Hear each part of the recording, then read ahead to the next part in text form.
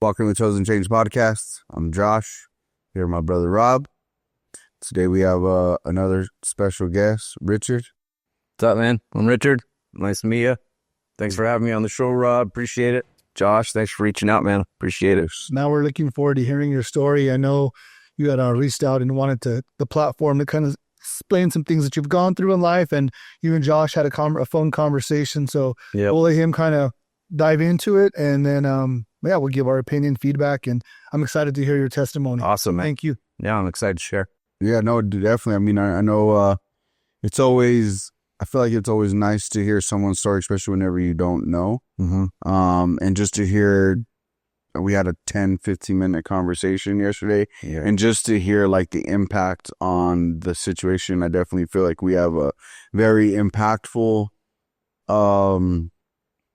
episode ahead of us. You have a tremendous story. I actually kind of do relate, and I'm kind of going through some things that have brought to my attention that we will get to. Yeah. So just know, like, it may be two different realms, but I definitely do relate to it in some way. So I think the first question is, I mean, and we could just kind of touch over a little bit. What was childhood like for you? Where'd you grow up? Man, childhood was actually really great growing up. I grew up in the South Valley of Albuquerque, around Pajarito and Duran, all there. Yeah, I lived in Adobe Acres for a while. Yeah. My dad was a police officer.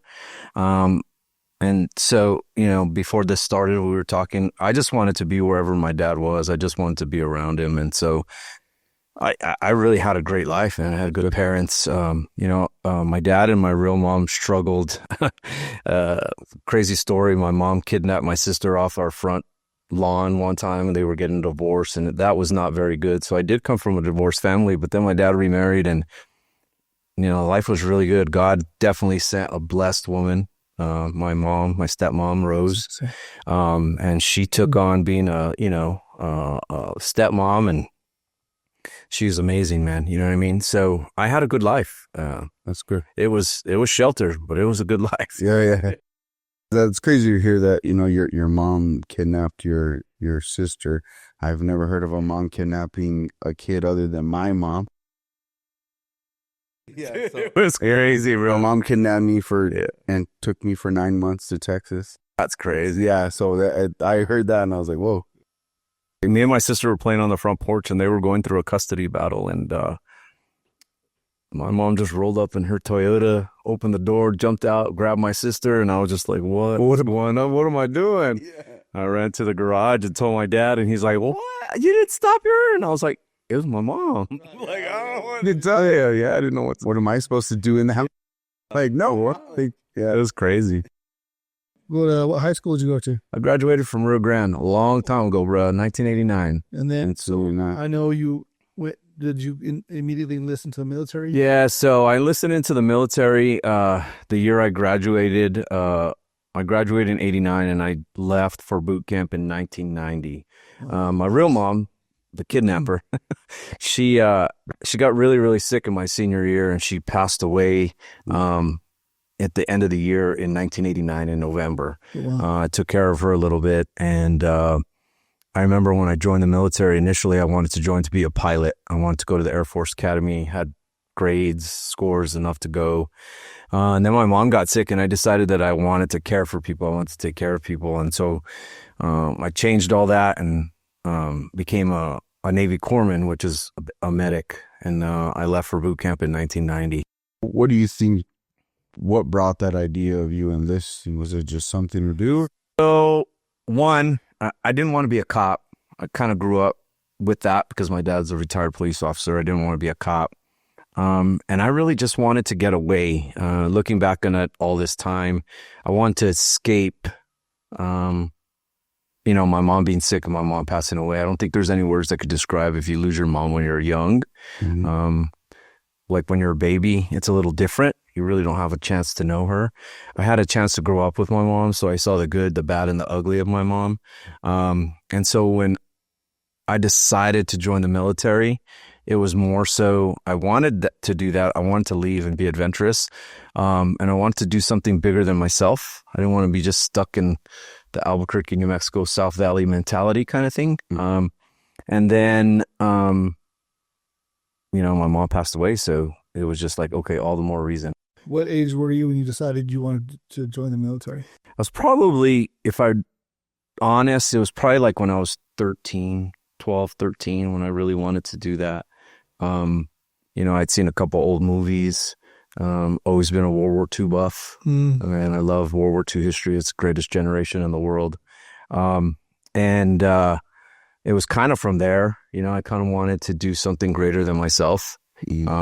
Again, and I wanted to get away from the South Valley. I wanted to get away from that mentality of, you know, you grew up here, you're going to stay here, you're going to do everything here kind of thing, which is not bad. You know, don't get me wrong. I don't know. It just puts you in a bubble. For sure. It limits yourself. You know what I mean? And the only people that get offended by that are the ones that are still in the bubble. Yeah, absolutely. I totally agree. You know, I remember coming back on leave one Christmas, and I'd been in the military for probably 10 years already. And I came back and, you know, I ran into some people and, I'm like, dude, you're doing the same thing that you were doing when we were in high school, bro. Yeah. Like, you got to evolve some way. You know what I mean? And then of course you get that, oh, you think you're better. And like, yeah, well, I do think I'm better. Like, I wanted better. You know what I mean? That's okay to say that. And that's the thing is a lot of people won't say that because they don't want to offend anybody. Yeah. If you feel like you're better than them because you decided to change your life, that's okay. Yeah. That's just it. For you at that. I mean, you could be humble in it, you know what I mean? But you're not gonna make to give them the choice. They could have done it too. Right. Absolutely. But not in, but yeah. Yeah. So you enlist, you go to boot camp. Yep. How was that? I mean, it's the first. Dude, it's culture shock, bro. Culture shock. I had never been outside of anything, heritage wise other than, in the South Valley of Albuquerque, right? And so, when I joined the military, it was a culture shock, you know, being away from home. It's the first time I ever was away from home. I grew up really sheltered, as I said, because my dad was a police officer. So I didn't get to do a lot of things. I didn't get to go to high school parties. I didn't get to do any of that kind of stuff growing up. And so when I got to the military, I went to boot camp, man, the doors just blew open for me and I went buck wild, bruh. I went crazy. I had my own time to myself. I had my own money, could make my own decisions. I could do what I wanted. It was crazy, and I did not handle it well. Where were you stay, or where'd you go for boot camp? So I went to boot camp in San Diego. Oh yeah. So everybody goes, "Oh man, you went to a nice boot camp." Is not nice. It's there next to the airport in San Diego, next to the Marine Corps boot camp. They were tied side by side. And they put you there, I think, on purpose next to the airport. So you wake up every morning at 3:00 in the morning, you see the planes coming and going, you see people walking in the terminals, and you just, your life sucks, bro. You have to, it just sucks in boot camp. You know what I mean? There's no, imagine. You know what I mean? So, it's not, when I went to my secondary schooling, which was my medic schooling after boot camp, then it's kind of like you're going to school, but then you have free time, you know what I mean, to do stuff. So I got to go around San Diego, got to go to Mexico a lot and do some bad things in Mexico. You know what I mean? Yeah, a lot of experience a little bit of life. Experience a little bit of life, understand how things work in life, which, you know, I'm a firm believer that I think our youth, before going to college, need to do some kind of service to their country or to their community. It doesn't matter what it is, Job Corps, military, something like that, where they got to go serve other people so that they can understand the blessing that they have when they do go to college. And right now we don't have that, you know. And I think we have kids that are entitled and they just go and, you know, they think they're going to change the world. And the minute they graduate, they're entitled to a $200,000 salary. And that's not how life works. You know what I mean? No experience, no nothing, you know what I mean? Yeah, absolutely. I know a lot of people that graduate, have a degree, and they don't even use their degree for what they're going to school for. Yeah, exactly. I definitely...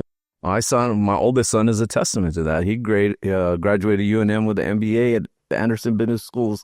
And he's, you know, living in Colorado. He's living the dream and his life is amazing, but he doesn't use that degree at all whatsoever. It's cool because it was a goal of his just to do it, but if there's no application towards it, and I think that's a whole nother topic, but you can pivot your life.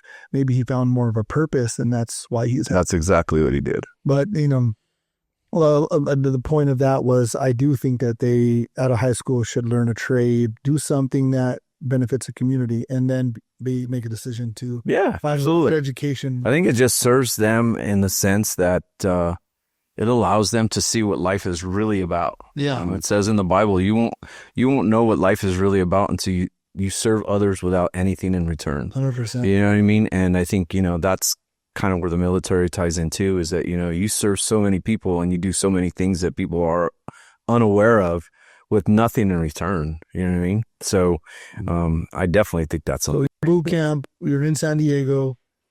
Now get us into the good stuff. What happens after that? So I get to boot camp, go to San Diego, get to my first duty station in Jacksonville, Florida. I graduated the top of my class in my medical class, so I got to pick where I want to go. So I was like, Jacksonville, Florida, I'm going to the beach, bro. It's going to be nice. So I get there. Superficial as it is, I'm not a huge fan of the Navy uniform. I didn't like it. I didn't want to wear it. And so I was at work one day at the hospital and I saw some guys wearing some fatigues, some green fatigues. And I was like, hey man, what do those guys do? And they were like, oh, they're with a fleet hospital. They're on call at any time. If there's anything in the world that's going on, they'll ship them out to be the hospital at that place. And I was like, I want to do that. So I get into that. And then probably a month maybe after that, I get a message and they're like, hey man, we're sending you to Camp Lejeune, North Carolina to the Marine Corps. And I was like, what are you talking about, bro? So the Marine Corps doesn't have any kind of medicine personnel. And because they belong to the Department of the Navy, they take Navy corpsmen, Navy doctors, Navy nurses, and they basically attach them to the Marine Corps. So Navy corpsman is a very unique job in the military where you can be in the Navy, but you could be stationed with the Marine Corps. So I went. They sent me to a boot camp for 8 weeks to learn how to be a Marine. And then they attach you to a unit. And so they attached me to a combat engineer battalion, which is they kind of build stuff, blow stuff up. I got to do some really cool training in demolitions and learn how to blow some stuff up, work with some C4 and some cool stuff, right? And then one day, me and my buddy are sitting on our roof, and he's like, hey man, we should join the reconnaissance unit. And I was like, if you know anything about them, I was like, man, those guys are like crazy. They're like stupid. I'm not going to do that. And he's like, but their barracks are on the beach. And our beach in North Carolina is attached to a public beach. They just have it fenced off. And so you could go out to the public beach and then still be on the Marine Corps base at Camp Lejeune, North Carolina, on Onslow Beach. So I was like, okay, thinking like a dude, right? Well, like, let's do it, bro. Let's go. So we went, and I don't know how I passed, but I passed. And I went through my year-long 18-month pipeline of, some advanced training, jump school, dive school, 18 Delta medicine course, which is a special forces medical course.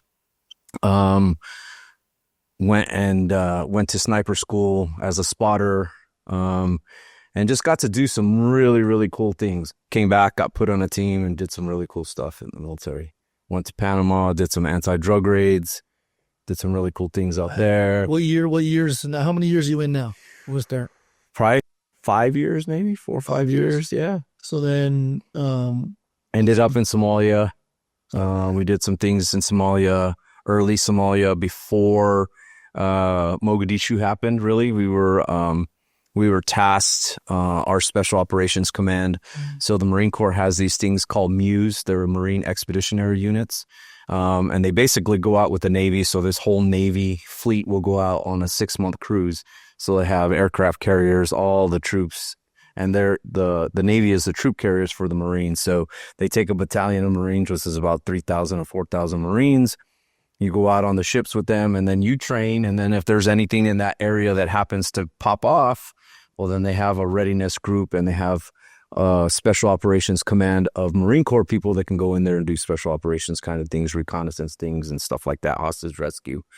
So things were getting bad in Somalia, and we actually were tasked with removing all American personnel and UN personnel out of Somalia, out of the Bakara market, out of the airport and all that stuff prior to Task Force Ranger, which is the Army and 75th Ranger, I think it was 75th, and Delta operators that got in there, and you all know the movie, you know what I mean? So I got to do some of that, do some cool stuff off there. So I mean, Besides work and military life at this time, are you just a single dude? So I married when I was young. When my mom passed away, I married a lady that was 10 years older than me. In the military? No, she was not in the military. She was from here. Oh. We had 2 boys together. I adopted my oldest son, the one that lives in Colorado. He's my adopted son. I adopted him, and we were together. And again, I grew up really, really good. But I went buck wild when I was in the military. And when I left, I did a lot of bad stuff. You know what I mean? Mm-hmm. And that marriage didn't last. And I went about just being a dude. I imagine it's hard to have a relationship being in the military when the wives are back home or husband's back home and you're out and about. Yeah. And it's, the kind of the job that I was in was the operational tempo is so much different than, kind of a regular military position. You train a lot, and you're training at a high level, and you're going places to train. You're not always home. You get kind of in the mentality that you're indestructible. You know what I mean? I can see that. Yeah, and so you get into that mentality, and it bleeds off into the rest of your life. Like, I could do this. Oh, I could cheat on my wife. No. I could lie to her. I could do this. I could sleep with this one. I could do this overseas. You know what I mean? And none of that is you're not going to get caught. And it catches up with you. You know what I mean? It does. It always does, so that's kind of how that went. And I did that for 10 years. Wow. And then I came home and I said, okay, I want to be home. I missed home. And I want to come back here. So I came back here, met a lady in the military, had 3 daughters, 2 daughters and a son with them. They came back with me here, and that was... What years was that? 90... See, I got out in 99, so 99 to around 2003. Okay. Kind of thing, right? And at this point, you were done with the military? I was done with the military. I was out. Out? Yeah, I was out. In 99, I got out, came back home. Was just kind of getting fat, drinking, didn't care. Saw some things in the military, some bad things, saw how the real world worked. Got a very early taste of terrorism in Somalia. Just wanted to be home. I didn't want that life anymore. Was it a family and structure? I craved just being back home around things that I knew. Really? Yeah, like things that grounded me. Familiarity. It kind of was, if I look back now, I kind of could sense that I was going a direction that I didn't want to go in life. Yep. And I wanted to get pulled back into this, you know what I mean? So I came home, and again, that didn't happen. I brought back a lot of hurt and a lot of pain, a lot of anger. That relationship didn't work. We hated each other. And then 9/11 happened. Mm-hmm. And because of what I did in the military before, I got called back, and they were like, you're going to, Special Operations Reserve Unit here in Albuquerque, 4th Recon here in Albuquerque. And you're going to get deployed to go to Iraq. And I was like, really? All right, cool. I'm good with that. So even though you were out of the military, they have the ability to call you in, or how does that work? So here's a lot of things that people don't understand about the military and contracts. So you'll do a contract, say you do a contract for 8 years, right? You'll do an active duty contract for 8 years, but then when you get out, you go into what's called the IRR, which is the inactive ready reserve. And so they hold you for a period of 4 years to 6 years, depending on your contract and what's in that contract. You're in this IRR. You're not really going to be used unless there's time of war. And the way that the military works is when there is war, you don't get compensated in the IRR. You're out of the military completely. You're just in this holding pool. Oh, wow. Right? And so if there is war, what most people think is, okay, they're going to go to the reserve units, they're going to go to the National Guard. No, they're going to go to that IRR reserve pool first, and they're going to activate all those guys. So whenever you're activated from there, do you get So once you get activated from there, then you get back put into an active duty status, and then you go to reserve status or whatever. You sign like another 4 or 8 year contract, or is So when you get activated from that, it's not. There is none. They're just saying we still own you for this amount of time, and we're going to use you for that this amount of time. Okay. And then once that time is over, you either negotiate another contract or you get out completely, and then there's no more IRR time after I that. never knew that. So when you came back and you were on the IRR, I mean, you were like, they're not going to use me, but I'm on it, but you probably didn't think it was going to be actually utilized. Bruh, I blew up like a balloon, bruh. Drinking, eating, didn't care, was out of the military. It was like, okay, I'm done with that. None of us accounted for 9/11. Right. Then it happened, and I got the call here. Yeah. And I was like, okay, I'm going in. And I was like, I have to lose some weight, but I'm going to go to a naval hospital, right? I figured that's where they put me when they call me back. So I get there and I have this gunnery sergeant come in and screaming my name. And he's like, Baca, get your ass in here. You're going to reconnaissance unit. What's wrong with you? And I was like, yo, Gunny, do you not look at me, bro? And he's like, don't worry. We're going to put you with Doc Moya, really good friend of mine. He was a high school wrestling coach of Belen for a long, long time. Nice. And I meet him, sweetest, nicest guy in the world, but dude, deadly. That dude is deadly, right? And so he's all, don't worry about it, Doc. We'll get you in shape. Sure enough, got me in shape, man. A month later, after puking, it's just like going back to boot camp again. You know what I mean? So I kind of want to back up a little bit, so or just maybe get some context. So whenever you came back this time, you were out. Is that whenever like the lashing out and like No, that would not happen. Yeah, I just wanted to make sure. No, there was some. There were some things that I dealt with then. Just I think I got my real taste of the world in Somalia, in Africa when we were doing that workup, in Panama, of how the drug issue in the United States existed, why it existed. So you see why the war on drugs is a business model, not it's, you know what I mean? It's not a, and that was my first taste, you know what I mean? Being able to see the world and go, man, this is way bigger. This is way bigger than us, man. This is not what people think. Yeah. Right. That's great. And so it is. It's scary. Yeah. It's scary. I don't think that people understand that on any level, even with the access that we have with our phones. No, yeah. You know, all that stuff, people just don't understand the deepness of the. I was hunting one time with my dad, and it was his buddy came, and his son-in-law came in, and he was pretty high up there. Yeah. And he was like, I think at the time, that's when Ebola hit here. And I was like, I remember that. And he was like, well, what do you think Ebola is? Because I asked him, and I was like, honestly, I think it's just a way for them to kind of weed people out. And he was like, believe it or not, you're not wrong. They're not wrong. He was like, watch, he said, in about 6 years or so, he said, there's going to be something called there. There's going to be something coming. The whole world's going to shut down. And I was like, nah, yeah, whatever, bro. And then COVID happened. Like, oh yeah, I was like, oh my, like, I mean, he was, you know what I mean? Like, obviously, I'm not gonna. Yeah, absolutely. That was my taste, where I was like, oh, like this stuff is really planned out. Like, this is really a business model, and this is all planned out. Like, that's crazy. So sorry to kind of. No, absolutely. But yeah, I definitely had one of those. So I saw those things, and I had some anger and some frustration, and it just kind of. It kind of snowballs in your military career if you don't know how to handle those things, if you don't have the right mechanisms to function and to deal with your feelings or your emotions and stuff like that. Looking back, all this time, I can say that I didn't have those mechanisms, and it all started when I lost my mom. Mm-hmm. All that stuff, the anger, the treatment of women, how I spoke to women, how I felt about them. All those things started with my mom, and it's so hard to put into context what it is to lose your mom.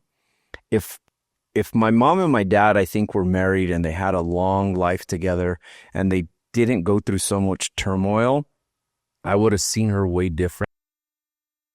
I feel the same way with but there was so much turmoil, so it was like it was my mom, but I was disgusted at her behavior. She's my mom, and I love her to death, and I want to be with her. But why is she treating my dad this way? Why is she treating me this way? Why is she treating my sister this way? Like, why are all these things happening? And it's kind of a duality when it comes to that point. You know what I mean? To figure out where those feelings come from. And I never dealt with them. Like my way of dealing with that stuff was like, deuces, I'm out of here, bro. I'm out. Moving. You know, I'm far away from it. yeah. And I had 2 sisters, you know, and Probably didn't realize that it just follows you. You can't, dude, move away from it. dude, it's like a bad guitar. It sticks to you, man. You know? I mean, I definitely know that, and it's probably one of the hardest things. It is. And even here now, you know, I'll be 55 in June. And I think even still now, even all the stuff that I've gone through, all the counseling that I've gone through, all my spiritual walk with God, all the things that I've gone through, there are still those lingering things that I have, those feelings, those anxiety, those trust issues, those, you know, where the only difference is now is that now I can recognize them and I can take a step back and realize that I'm not in control of them. Or you have little tools that help you recognize them. Yeah. Yeah, that makes sense. Yeah, absolutely. So 9/11 happens. Yep. You go to Iraq? So I'm in the workup with the 4th Reconnaissance platoon here, working up. We're doing exercises. We're getting all our qualifications and our training done for a reconnaissance special operations platoon to go to Iraq. So in the military, they just don't send you. You actually have to go through a qualification before you go to war, right? Yeah. Early 30s, yeah. Early 30s? Yeah. And so they test you on your movement, your shooting, your communication, how you handle scenarios. There's just a bunch of different things. So we had to get requalified in our jump status, jumping out of airplanes. We had to get requalified in our dive status, and some warfare stuff, you know, shooting, comm stuff. And so we were in the process of doing that and getting worked up, but it was expedited because of the timeline to get into Iraq, right? So it wasn't always the best of situations. So and when you jump out of airplanes, there's kind of a criteria to say, okay, this is a safe jump, this is an iffy one, and this is totally unsafe. We're not going to jump out of an airplane at this, right?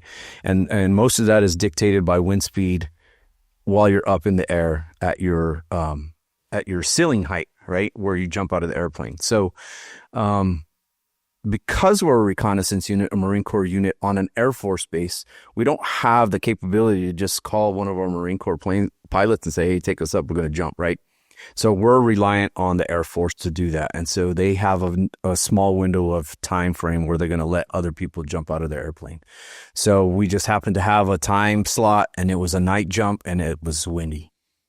We go up in the air, we jump. It's like 15, 16 mile an hour winds. When you do a static line jump, you have no really control. It's that you just hook yourself to a line, you step out of the airplane, the line pulls, parachute opens, and you're just at the whim of the air and the airspeed and, you know, the wind on the ground and stuff. So we landed, I got jacked up, landed into a fence post, jacked up my shoulder, couldn't deploy, couldn't do anything. Marine Corps says, like, we can't use you, bro. We're going to kick you out. So I got out. They kicked me out. And then I was kind of lost because I was already in that phase of, You were blind up. I'm ready to go. You were turned back I'm turned back on. I'm ready to go to work. Mm-hmm. You know what I mean? I'm ready to do some damage. So then now you come home and you're... So then I'm here, and again, I'm like, oh, now what do I do? Happened to meet a buddy of mine. He was in the Army National Guard here. Introduced me to a recruiter, went to the recruiter. Recruiter's like, man, we don't have anything like that kind of. You can go to Colorado to go to the 19th Special Forces Group, which is an Army Special Forces Group, but you'll have to travel back and forth. They'll be on your own dime. And it's like, I'm not going to do that, man. Yeah. I was like, I just want to go to war, bro. I just want to defend my country. I just want to go and do what I was trained to do. Yeah. And purpose. So he's like, well, we'll take anybody. So I went. He's like, can you pass a PT test? I was like, let's go do one. He's like, okay, I'll schedule you one. I said, let's go do one right now. He's like, are you sure? I was like, yeah, let's go do one. Went out, did the PT test, passed with flying colors. He's like, okay, let's swear you in, man. So sweared me in, and the rest was history. I spent the rest of my time in the military with the National Guard. Active duty. That's crazy. Yeah. Long, long time. So then,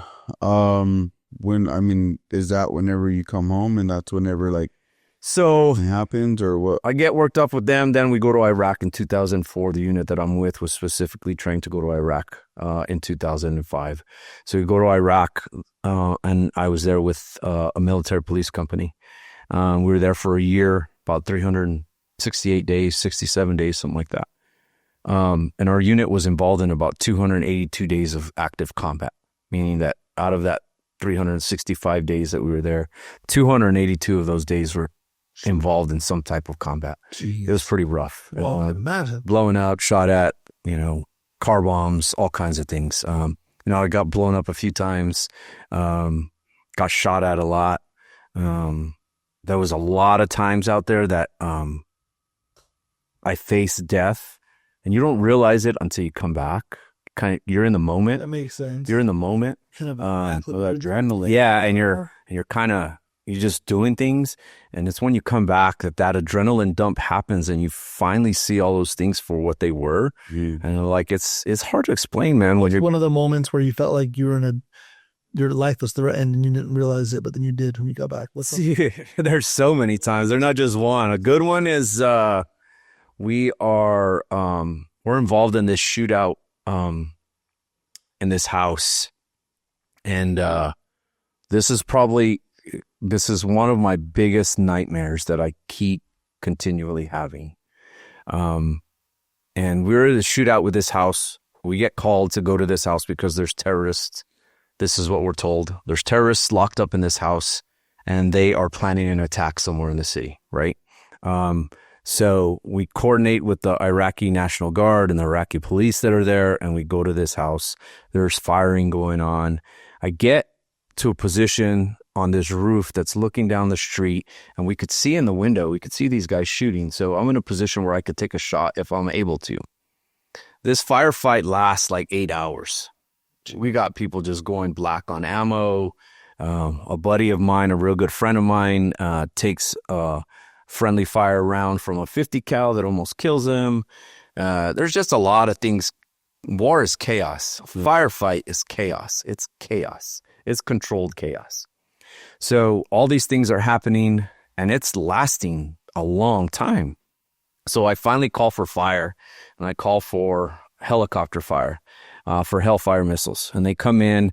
And you have to get clearance at this time in the city of Baghdad, because it is now we're trying to win the hearts and minds, and we're kind of not it's not war anymore. We're not trying to just destroy everything, right? So we got to get clearance. So I can't get Hellfire missiles, and I'm explaining the situation, and I'll never forget hearing the helicopter pilot come on, and it's in the midst of all this chaos and war and everything, and I hear this angelic voice. She's like, Scorpion 7 Alpha. She's like, I'm on my way to take care of you guys.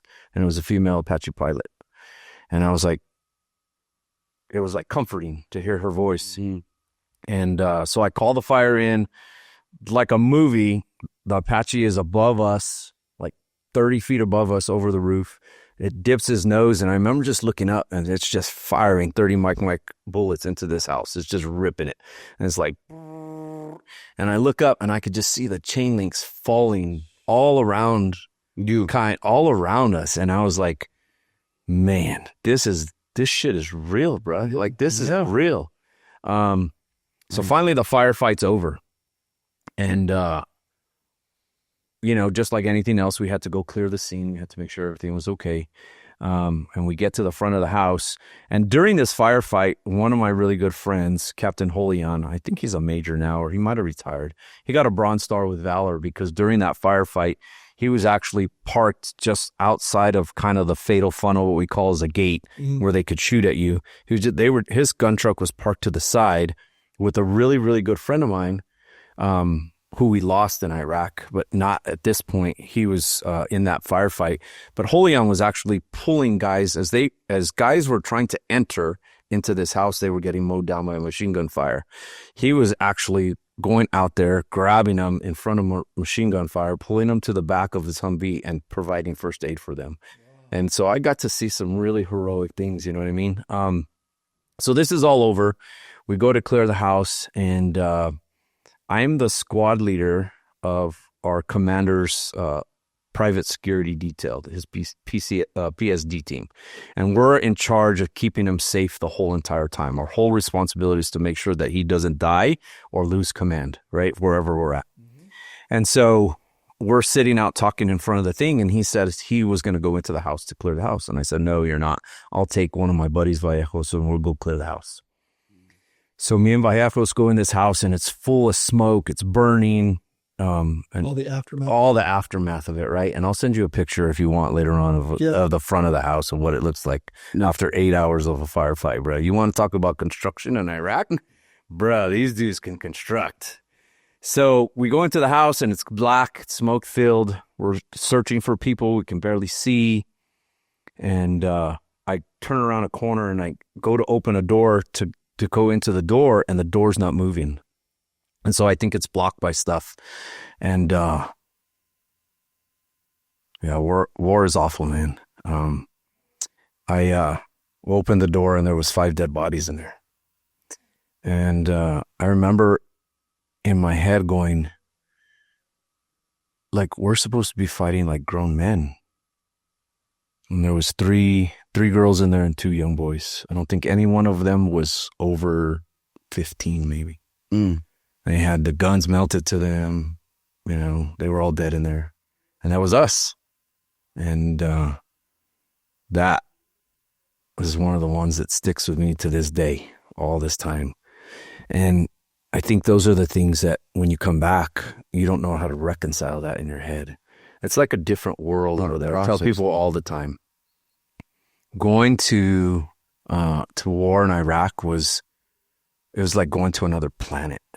Like it never existed. Like you never would think that country and the things that happened in that country during our time at war there ever would have existed. You know what I mean?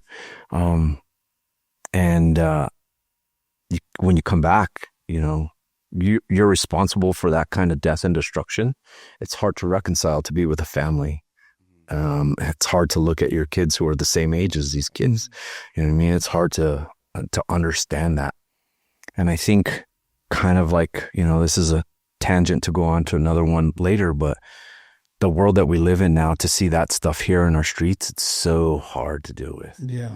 Yeah. And so coming back from that, you know, that was just one story, you know, being put in a position where you have to put your gun on a child to try to save their grandfather's life because he's having a heart attack. That's another one, because you're worried about getting blown up by a car bomb. You know what I mean? Being hit by a car bomb, jack me up. You know, so just seeing all that kind of stuff, coming back, I hated people, man. I was angry. So that second experience was 10 times worse than your first experience. Oh, way different. Do you wish you never went back? No, No. absolutely not. I had a hard time for a long time with my faith. And we talked a little bit about this in the interview. I had a hard time with my faith. And what God made me good at. God made me good at violence, being really, really good at violence.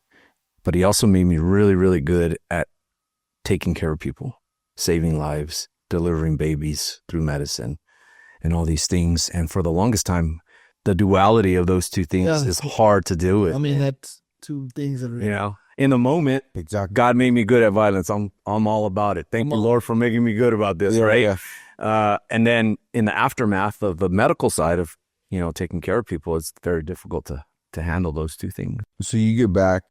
You get back from Iraq. Is that when the chosen to change moment had? Yeah. So I got back in 2006. I was there 2005, 2006 for that year. Freshman. Yeah. Don't worry. I'll tell you a funny joke later on about my current wife. So I come back. Before going to Iraq, I had met a woman. We had a great relationship. She was all about sticking with me, going to Iraq, being there. Thought she was the one. She's a good woman. You know what I mean? And we came back, we got married.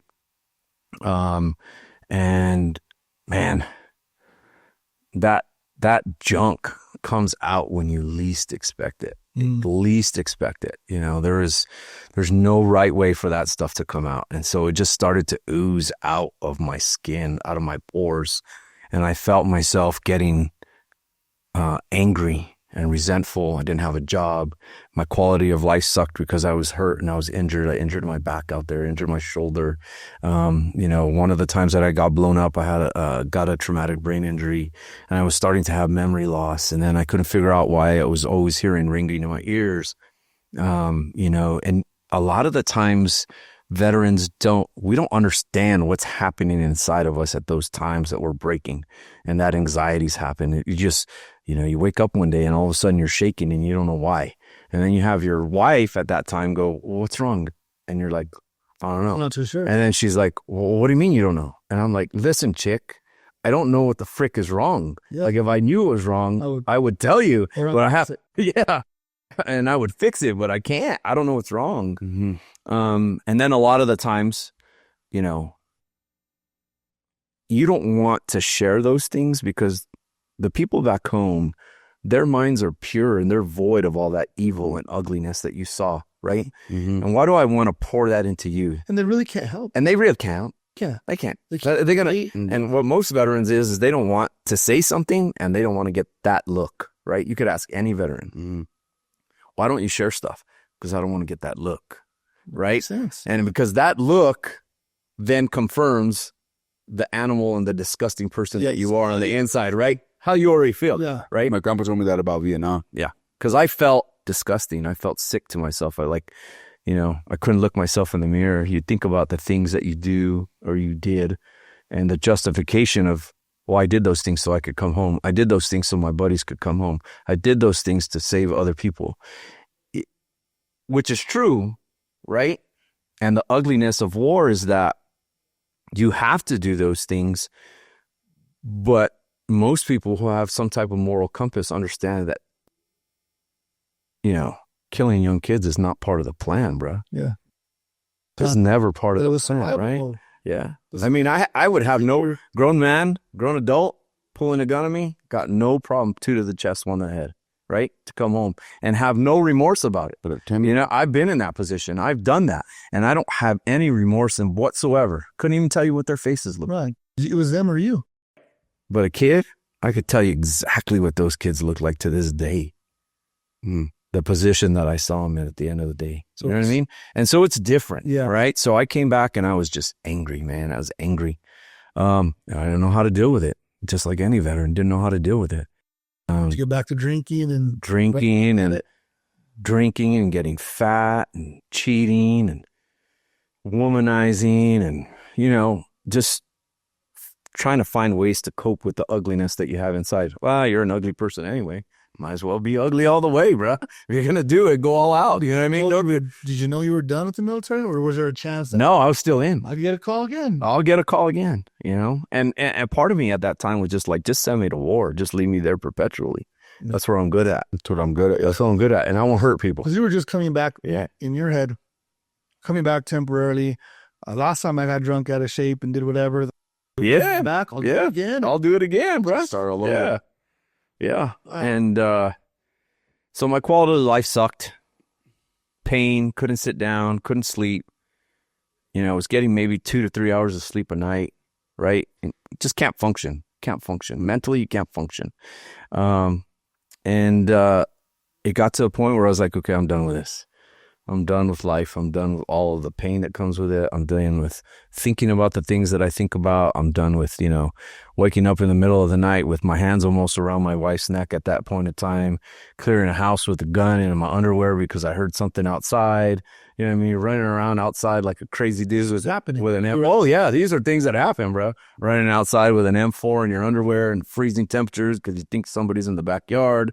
You know what I mean? Running down the street in your underwear with a gun because you think you see somebody. These are all things that happen. You know what I mean? This was my life.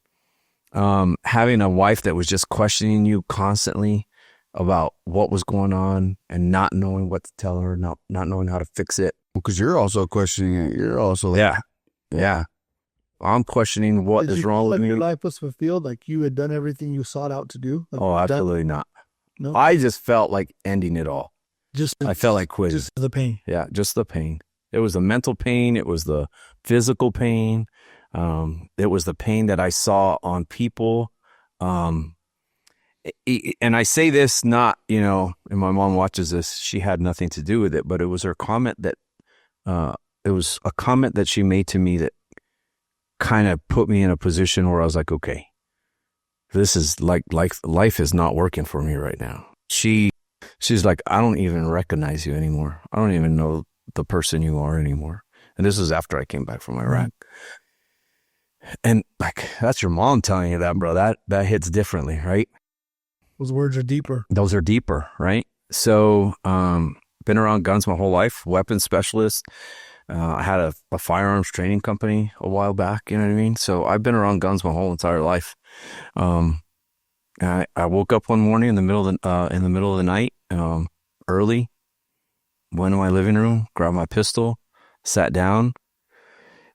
I don't even think I had like any kind of like discussion with myself or, cried out to God or did any of that.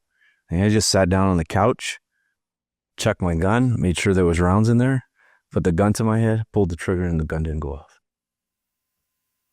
And I sat there frozen, for, it seems like eternity with just like holding the gun in my hand. No shaking. There was no like, I didn't break down and weep. I didn't freak out. Was it planned out or just happened right? Just happened. I woke up in the middle of the night, man, just couldn't sleep, was in pain. That was. What was your thought after you fired it? You were hoping, that was it. Yeah. When you didn't and the gun's in your hand and you're releasing the trigger, what? So what's crazy is like I said, I didn't cry, I didn't weep, I didn't like freak out, I didn't shake, I didn't do anything. I remember rechecking the gun, making sure it was clear this time, putting the gun away, and went back to bed. I didn't think anything until the next day. And the next day I woke up and that's when I was like, okay, something has to change. Yeah. Something has to change. God just saved you. Right. Well, we talked about we talked about the other day. That doesn't happen by coincidence. Yeah. That is a purpose you're here. And what's crazy is I didn't even think that God had saved my life because me and God were already battling, right? We were already fighting. So I didn't even think that till later on, when I was getting my service dog and I was going through that therapy with my service dog, that those kinds of things that happened. When I went back to church, when I started going back to Sagebrush and was going back to church then and getting more into the Bible and stuff and trying to figure out my life. And so after that moment, and the next day you woke up, what changed from that moment on? Really, honestly, not a whole lot. Life still stunk. My back still hurt. I was still in the military. I didn't have a really good quality of life. Had back surgery eventually. Got addicted to some Versed and Valium on that. Those pills? Pills, oh. Yeah. Because of the pain. And just started to argue more and more with my wife. And I think at that time, it was more, okay, the change has to happen, but it has to happen with me. And it's not going to happen with her. I was doing everything I could to get away from her in the sense that I was, okay, I'm going to take another job. It's going to send me down to the southern border. Just trying to get away. Just trying to get away. You know what I mean? Just trying to get away. It was all about just running away. We ended up divorcing. It was ugly. It was ugly for a long time. And then I went back to Iraq in 2009, 2010. Back at it, doing it again. Damn. Got back out, started to just do life different. Just wanted to do something different. So what I knew was guns, guns and training people. So I started a firearms company. So did you have a moment like out there or in that time where you're like, nope, this time I'm going to do it different. Yeah, so on the second time this time. So the first time I remember having a phone call with my dad one day, and he asked me what my life was like or what was going on that day. And I said, you know what, Dad? I said, this is crazy. I'm at the intersection of the Euphrates and the Tigris River right now. And I just got through having a firefight for about 2.5 hours for people who were trying to kill me. If you know anything about the Bible, where the Tigris and the Euphrates River intersect is supposedly where the Garden of Eden was. And it's super crazy that I was in a place where life began, where somebody was trying to kill me. That is crazy. Right? So the second time I went back to Iraq was an even better story. We're walking around and we're at this base in Talil, Iraq, in the southern part of Iraq. And we get a chance to go out into the city on a tour because life is changing out there. And outside the city of Nasiriyah, there is this, they're pyramids, but they're called ziggurats. And they are kind of where the city center was for everybody at that point in time. Religious leaders, political leaders, people of wealth, all those people kind of congregated in that ziggurat. And then, on the outskirts was the poor people. So we actually got to get a tour, and the curator for that was telling us the story about all that stuff. And he said, there's a house that we're going to take a tour through, and then I'll tell you about the house after. So we go through this tour, and we're walking around, and we're like, man, it's really actually pretty well preserved and stuff. And at the end, he's like, you just walked through the house of Abraham. Wow. Dude, crazy, right? So I've had these two times in my life that I've been in war, I was able to see the creation of God in both places. And I think coming back the second time was like, okay, this is where life is going to change. Life is going to change. No matter what happens, life is going to change. Now, it wasn't always perfect, and it wasn't always the right way. But eventually I got my service dog. And, along with Jersey and God, man, those two saved my life. Jersey's your dog? Jersey's my retired service dog. Yeah, man, he's such a cool dude. I got him from a company called, this is my shout out to them if they're watching, Canines for Warriors. They're in Florida. I remember meeting your service dog at the time. Yeah. Do you still have him? I do. Yeah. Oh, cool. Yeah. He's chill now. He's just a regular dog now. Yeah. Yeah. I retired him a couple of years ago, but he's a regular dog now. Okay. Yeah. And I think that's kind of when we met. Yes. Yeah. Yeah. You had your service. I had my service dog. Yeah. I think you could tell you were kind of wanting to get back in shape. And yes. You could just tell you were just trying to have that normalcy. I was just trying to be normal, dude. That's it. Yeah. Yeah. Well, that's crazy. So you're back the second time, service dog. What's life look like? And what I have on my notes, you met somebody? I did. Okay. I met my wife. So just to be clear, there's 3 marriages down. This is the third one. Yeah. 3 or 4? This is let's see, Patricia, Julie, Sharon. This is number 4. Number 4. Yeah, it's number 4.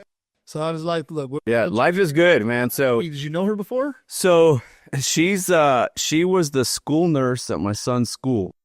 Okay. And I kind of just knew her in passing.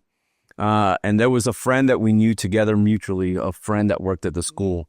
And I knew that friend, and I reached out to her and I was like, hey, who's she? And she's like, don't mess with her. She doesn't have time for any of that.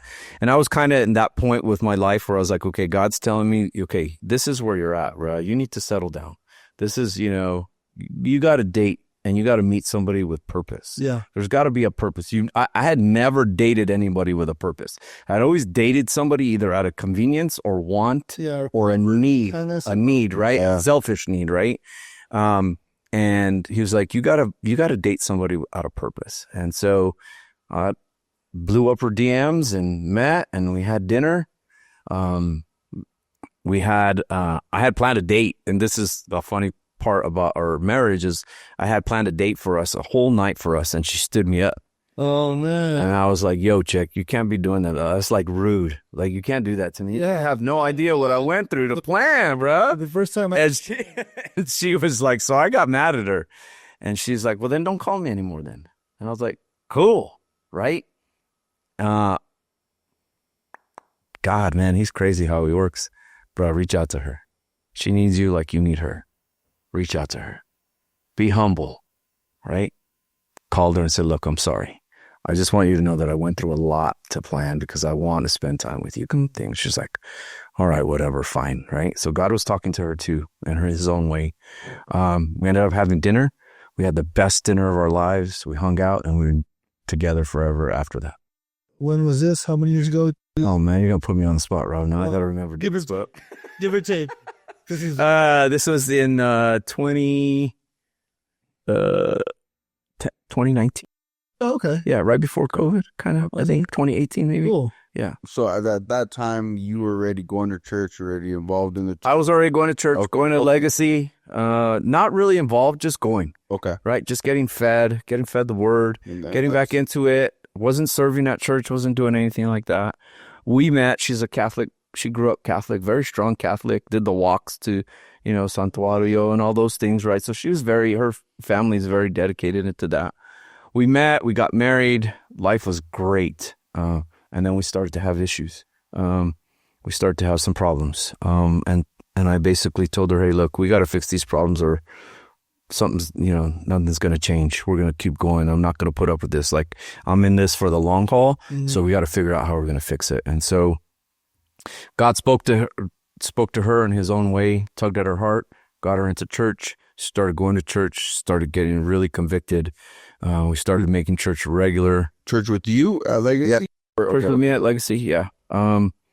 She was still a practicing Catholic. When we got married, she was a practicing Catholic. And one of her things was like, I want to get married in the church because my dad wants to see me married in the church. So we ended up getting married in a Catholic church. And for me, it wasn't really it wasn't a struggle to do that for her. I wanted her to have that. Yeah. And God was already working in her life. You know what I mean? He was already talking to her. Come to present day, man, she's leading Bible studies. That's awesome. She's, a small group leader. She works on the greeter team, Mm-hmm. I'm serving in church. It changed her life. You know what I mean? Mm-hmm. And it was crazy, it was finally that I just said, okay, this is all you, man. I gave it all to him and I said, this is all you. And after that, your marriage kind of revived? Yeah, it revived it all. Yeah. Revived relationships. My 3 kids that I had in one relationship, I hadn't seen them for almost 20 years. And during the time that me and my wife had been together, the youngest daughter reached out to me. She came and visited. We met her. She got married. She had a granddaughter. You know what I mean? So, awesome. Yeah, I mean, life is just totally changed. Flowing into you at that moment. So, I mean, we heard about the man that you were for 20 some years. Mm-hmm. Give us a little bit of the man who you are today. And yeah, I mean, really, what's... So, yeah, man, I'm still a work in progress. I'm going to be 55 in June. I'm still definitely a work in progress. There's things that I still struggle with. There's anger issues I still struggle with. But the one thing that's changed totally is that now I don't do anything alone. I don't go at it alone. I know that I'm not worthless.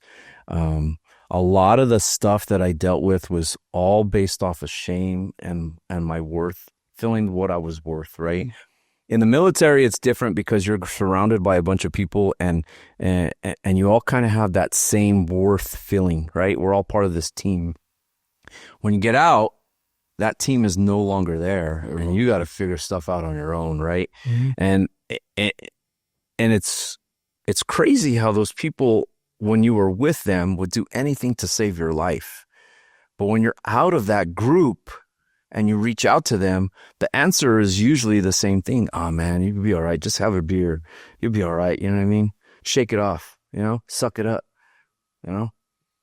tomorrow's a new day. That's you know what I mean? Yeah. Kind of thing, right? You guys had that conversations at war. Yeah. Like at war, you'll have conversations about fears and family and, what scares you and what, everything about them and their kids and their mother and how they grew up and all kinds of stuff. And when you're out and that, and you're reaching out for help, it's not there. Yeah, I see that.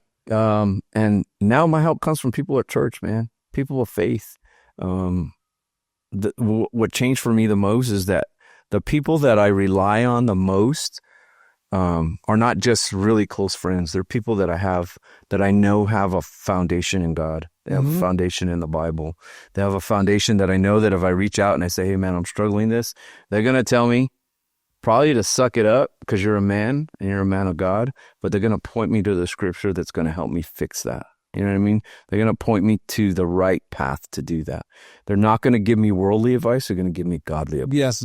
And that is the biggest difference, man, is to surround yourself with people that are going to give you godly advice. And what would you, so to the people listening that maybe war, veterans, maybe just people going through silent battles, what advice would you give the audience about dealing with those silent battles? Like, if you could talk to your old self now, what would you give him advice on? Oh, there's a few things, man. One, I would probably say, listen to your parents more. They know what they're talking about. Listen to your parents more. Don't try to fight them. We're all built to go our own way, but listen to your parents more. They definitely do have your best interests at heart. One of my favorite verses in the Bible is Joshua 1:9. Do not be afraid. Do not be discouraged, because the Lord, the God, is with you wherever you go. Right. And the reason it used to be Psalms 23:4. Mm-hmm. Yea, though I walk through the valley of the shadow of death, I will fear no evil. Right. Mm-hmm. That used to be mine, because that's what I would pray every time I would go outside the wire and I was about to get busy. Right. Was that. Mm-hmm. But that changed. And the reason Joshua 1:9 is now my favorite is because had I not been afraid or discouraged and I trusted in him when he was trying to talk to me when I was younger, probably would have not went through the things that I went through and made the mistakes that I made. Mm. But in saying that, God's timing is everything. And how he impacts your life and how he impacts your walk with him are specific to his plan. They are specific and so detailed that I suffered through all that stuff so that someone today could hear this podcast and can go, wait a second. Mm-hmm. That's my light bulb. That's my change time, right? And it's crazy to think that, because we always think we know best. We always think that we're setting up our life the right way. Think about the things that you have done, right? I'm sure some of the things that you have done, even you, Josh, you know what I mean? Some of the things that you've done in your life, you're like, okay, I planned this.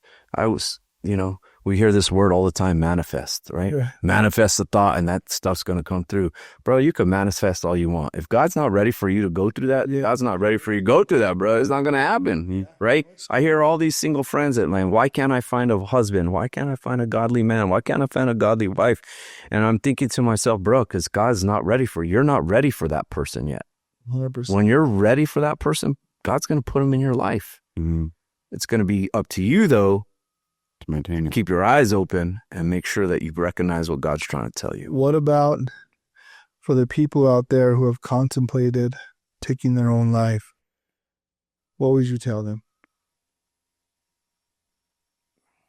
as far as words of encouragement? So when you decide to take your own life, you're only shifting that burden to somebody else that you love. You are not doing anything good for anybody except yourself. So you taking your life is one of the most selfish acts that you could ever do, right? There's a lot of selfish things that you could do in life. But for me, when I look back on that, I was so just selfish. I was just so selfish. I didn't think about anybody else. And I've unfortunately gone through 8 suicides of friends from the military. And every single one of them, their families just suffer so much more than they would if they would have stayed alive. Even in the anger and the hurt and the things that they did wrong, they just suffer so much more because they don't know why. Right. And so I would just tell people that you're not gonna end the suffering. You may end it for you. Yeah. But you're just taking your suffering and you're giving it to somebody else. And you're giving it to somebody else who is innocent in all of it. And I feel like that message is powerful, but it can only come from somebody who's actually put themselves in that position and survived it and can look back and reflect on that time.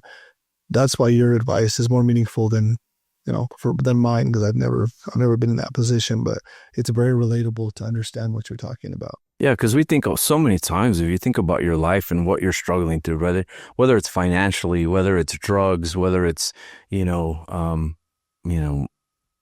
a job or anything else, a relationship, right?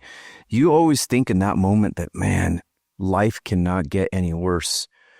Instead of going, life can only get better, right? And it's so hard to think about that until after, right? Until after, when your life's gotten better, that you go, then you realize, holy crap, bro, why was I even in that position? Yeah. Why did I even think that, right? And so for me now, when I talk to people and I share my story, I was so terrified to share my story before because I always thought people were going to look at me with that look. That look. Yeah.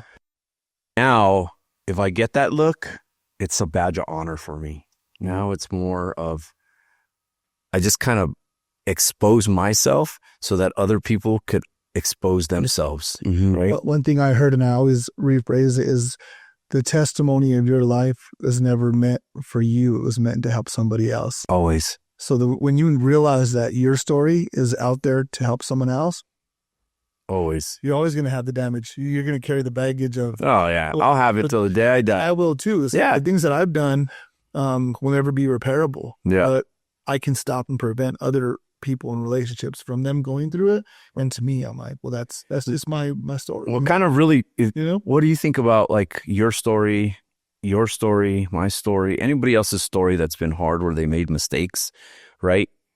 You know, there's people that say, well, you're weak for sharing your story, or, you know, you should have never done that or whatever. And at the end of the day, you reaching out to change your life to be a better person is way stronger than the person that's just weak enough to say, I'm a coward, I'm just going to keep doing this. For sure. I used to think that same thing. Or I don't want to talk. Yeah, or be like, oh, well, you're weak if you know if you say how you feel.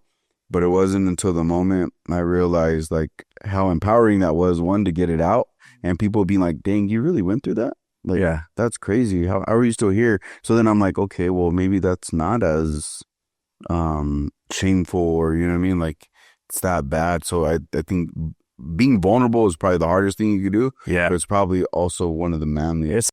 Oh, absolutely. You know what I mean? Yeah. If I had to look back, like now, you know, my dad's older and we have discussions now and we talk like we're boys now, right? And we can share everything. And I learned a lot of stuff about my dad, you know, in his time as a police officer and stuff. And he always says, if I had this, I wish I had the strength that you have now when I was going through that stuff. You know what I mean? And that means a lot come from your dad. Yeah. Because your dad's the boy. You know what I mean? He's my hero. You know what I mean? So for my dad to say those kinds of things to me, that, you know, that's just a reaffirmation of, you know, those kinds of things. Well, I think you've had a long life and you have a lot of stories and a lot of wisdom that has come from life experiences. And even though I cannot relate to majority of the things you've experienced, what I do appreciate and I love is the fact that you're able to tell the story, talk about the moment where life was kind of hopeless for you and you did not have God in your life, and to talk about where you're at today and how God is just thriving through your relationship, in you, how you're leading other people. People think that life is this expiration date where you're young and you're old and you just wait till you die. But you've almost had 5 lives, 6 lives, and bro, and I haven't even tapped the I haven't even tapped the freaking stories that I could tell. You know what I mean? So things that I was able to. And then you have a life ahead of you that you are excited to. Absolutely. And that's what I love about you and your story. Even when I met you years ago, there was a genuine friendship that we met each other on, and we've been able to be friends. And I've seen everything from the woodworking, the passion you have for other things in life now. I followed your journey, even if it's not, you know, in your life on a daily basis. Yeah. I've respected you since I've met you, and I appreciate the fact that you were able to tell the world your story, and whoever you share this with will learn and appreciate everything about you just as much as we did. So yeah, absolutely, man. I'm excited that you're doing this, and I'm thankful you're doing this. Where you came from, the things that you went through, totally different than my journey, but you know, like you said, it touches everybody in a different way, man. And there's a man out there that needs to hear what you went through. Yes, sir. And what you went through, Josh. You know what I mean? And what I went through. And if we can reach that one man, then it just makes us a stronger. Yeah, absolutely. No, absolutely. That's the goal behind this. I love it, man. And I love what you guys are doing. One episode, one person at a time.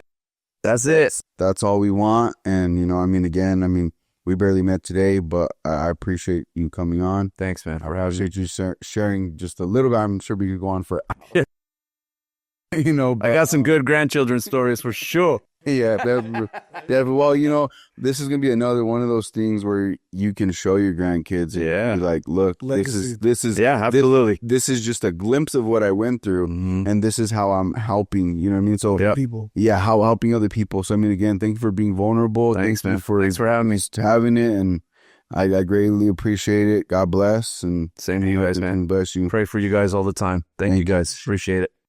We're chosen to change. You could choose any moment to change. We'll see you guys next week. Appreciate it.